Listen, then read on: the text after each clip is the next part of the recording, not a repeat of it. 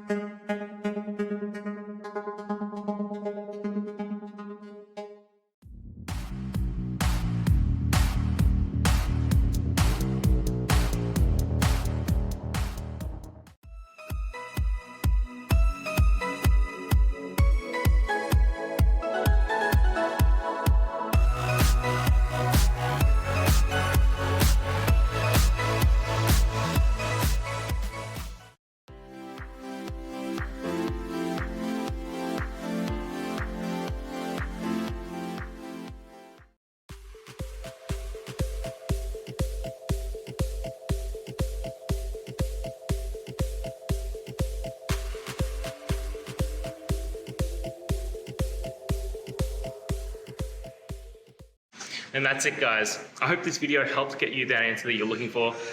Now, I'll see you next time. Please subscribe for more question and answer videos. And if you have any more, please just shoot them through in the comments. Have a good one.